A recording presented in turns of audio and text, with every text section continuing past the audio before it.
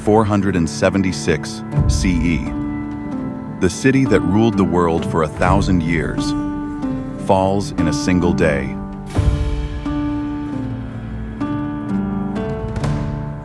A barbarian chieftain walks into the throne room. The last emperor? A terrified boy named Romulus Augustulus. He doesn't even bother killing him. He just sends the crown away, and an empire dies. But here's what nobody tells you. This ending? It was written in blood.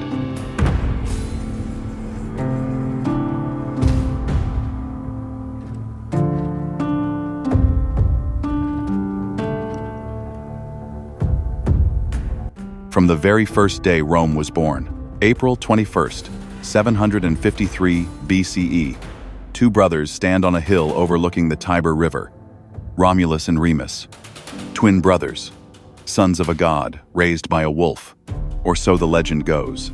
They're about to found the greatest city the world has ever seen. But first, one of them has to die.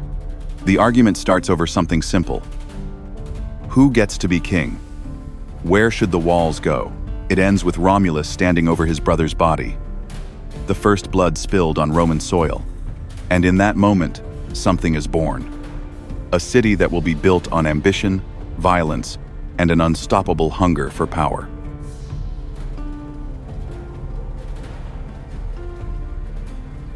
Rome. Now, the real story? Archaeologists tell us Rome wasn't founded by twins or gods. It was a cluster of villages on 7 hills, a natural crossroads where traders met. Nothing special. But the Romans, they needed a better story. They needed to believe they were destined for greatness. And you know what? Maybe they were right. For 250 years, Rome is ruled by kings, 7 of them. Some good, some not so much. The last one? Tarquin the Proud, a tyrant. His family's crimes finally pushed the Romans too far. 509 BCE, led by a man named Lucius Junius Brutus. The people rise up. They drive the king out, and they make a vow: never again. What they create next changes everything. Not a monarchy, not a tyranny, something revolutionary, a republic. The res publica, the people's thing. Power is split between 2 consuls elected for just 1 year. They govern with advice from the Senate. Checks and balances. No single man can become too powerful. At least, that's the plan. But building a republic is easy. Keeping it? That's going to cost rivers of blood. For the next 2 centuries, Rome is at war.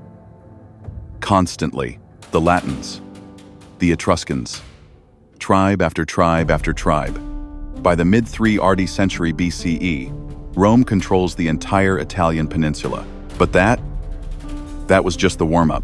Across the sea, there's another superpower, Carthage, modern-day Tunisia, a naval empire that rules the Mediterranean. Rome controls the land. Carthage controls the sea. A collision is inevitable. The First Punic War breaks out over Sicily. And Rome has a problem. They have an incredible army, but almost no navy. Carthage should destroy them. But watch what happens. The Romans capture a single Carthaginian warship, and they do something insane. They reverse engineer it. Build an entire fleet from scratch. Then, they invent a new weapon called the corvus, a giant boarding plank with a spike. It turns sea battles into land battles. Roman soldiers storm across. And suddenly, the unstoppable naval power of Carthage is fighting on Rome's terms. After 20 years of brutal combat, Rome wins. Sicily becomes their first overseas province. But the peace doesn't last. Because Carthage has a son who swore an oath as a child to be Rome's eternal enemy. His name is Hannibal Barca, and he's about to pull off the most audacious military maneuver in history. He marches an army from Spain, over the Alps, in winter, with war elephants, and he brings them down, straight into Italy, Rome's heartland. For the next decade, Hannibal tears through the countryside. Victory after victory after victory. 216 BCE. Battle of Cannae. Hannibal faces a Roman army twice his size. His tactics are so brilliant, so perfect, that he doesn't just win. He nearly destroys them. Completely. Rome is on its knees. One more push, and the Republic dies. But here's the thing about Rome. It refuses to break. Hannibal is a genius, but Carthage doesn't send him the reinforcements he needs. And Rome? Rome has something Carthage doesn't. An endless supply of soldiers. Citizens who will die for the Republic. A Roman general named Scipio takes the war to North Africa, forces Hannibal to come home, and at the Battle of Zama in 202 BCE, he defeats him. Carthage is broken. But Rome? Rome isn't satisfied. 146 BCE. 50 years later, Rome starts the Third Punic War, but calling it a war is generous. It's an execution. A 3-year siege. Then the city of Carthage is burned to the ground. Its people killed or enslaved. Rome's greatest rival? Erased from existence. With Carthage gone, Rome sweeps east. Greece falls. The Middle East falls. The Republic is now an empire in everything but name. But this success? It's about to tear Rome apart from the inside. All this conquest brings massive wealth, but it doesn't spread evenly. Inequality explodes. The political system cracks under the weight.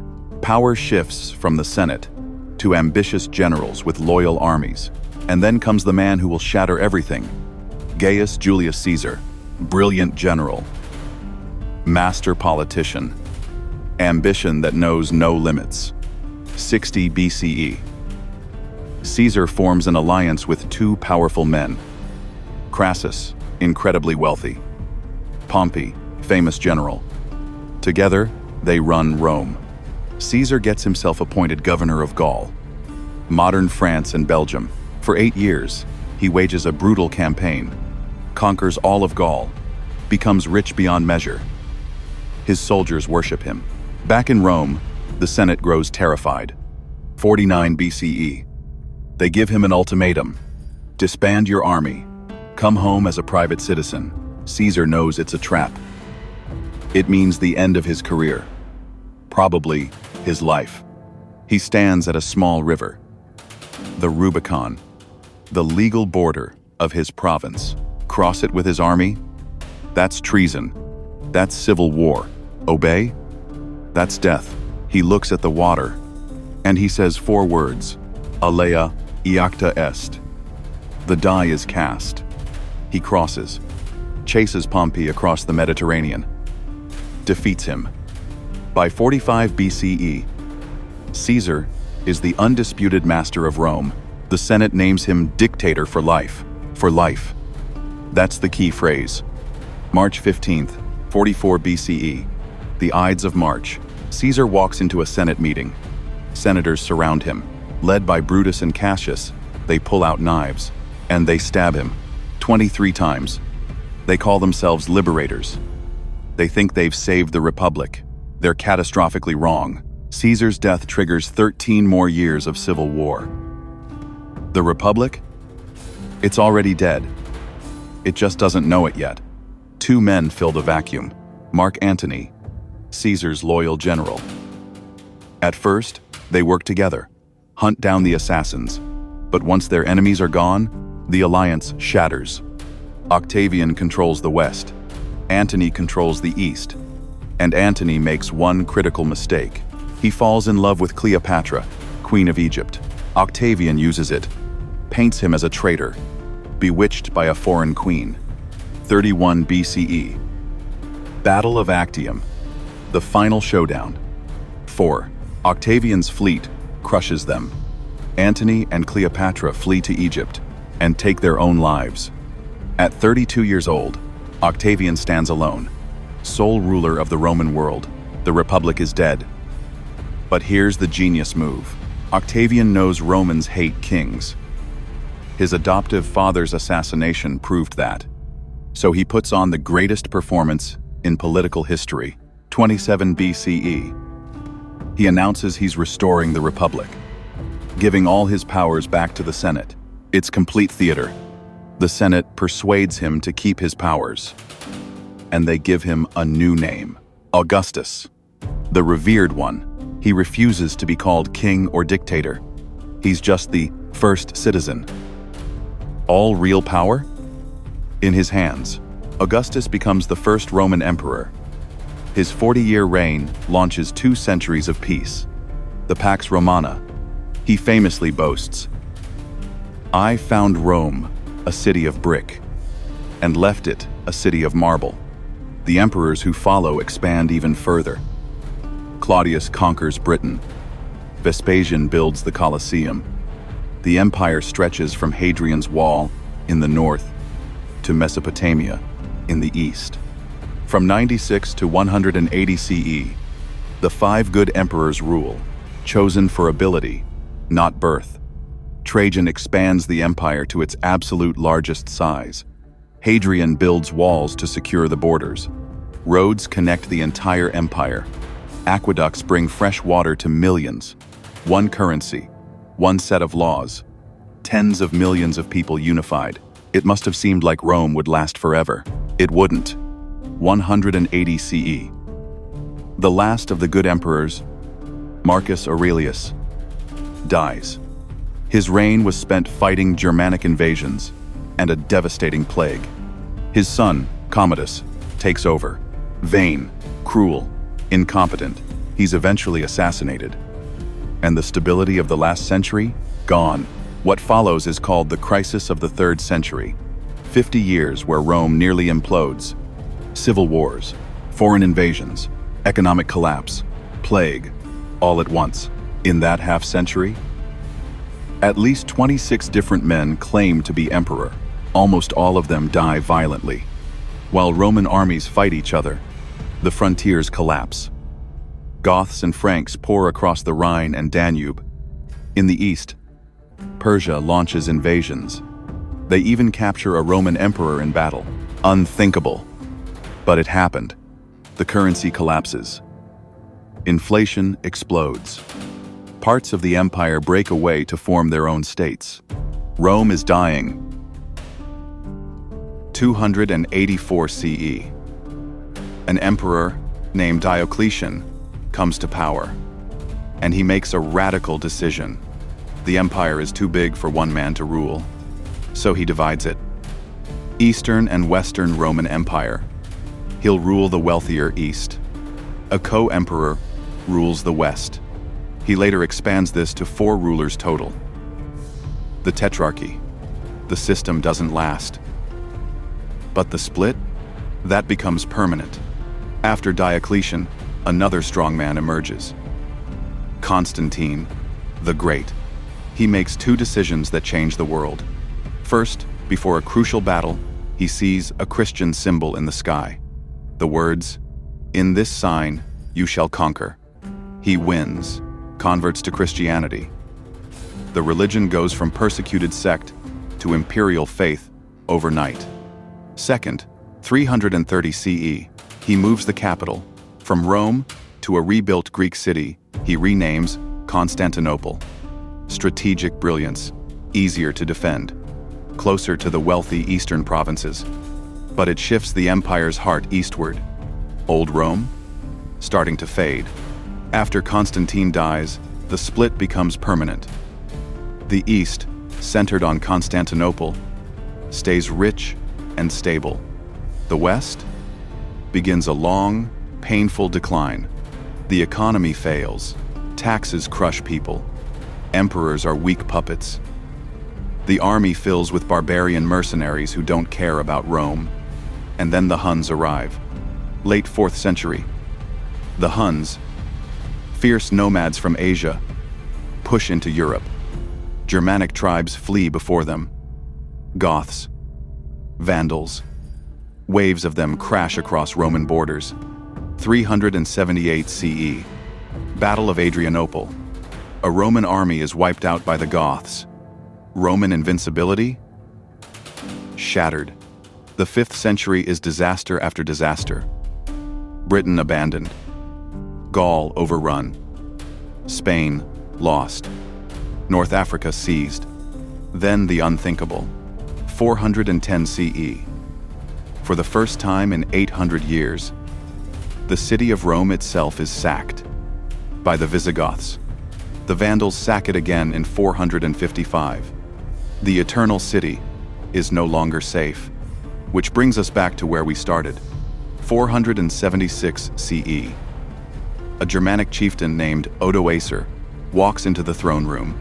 The last Western Roman emperor is a terrified boy. His name, Romulus Augustulus. Romulus, like the founder. Augustulus, like the first emperor. The irony is almost too perfect. Odoacer doesn't kill him, doesn't even bother naming a replacement. He just sends the imperial crown to Constantinople. The Western Roman Empire is over. But here's what's fascinating. Rome fell in 476, but it never really died. The Eastern Empire, the Byzantine Empire, survives another 1,000 years until 1453. In the West, Latin becomes French, Spanish, Italian, Portuguese. Roman law becomes the foundation of modern legal systems. Roman architecture lives in every dome and arch we build. The idea of a republic with a senate and checks on power? It inspired the Enlightenment. It inspired the founding fathers of the United States. The Catholic Church preserved Latin and Roman administrative traditions through the Middle Ages. Charlemagne tried to recreate it. So did Napoleon. Rome's empire of stone and soldiers crumbled. But its empire of ideas? Law, language, government, architecture, engineering. That empire never fell. From a village on the Tiber to master of the world. The story of Rome is the story of ambition, genius, and inevitable collapse. It shows us how civilizations are built and how they break. To understand the Western world, you first have to understand Rome. Because Rome is still everywhere.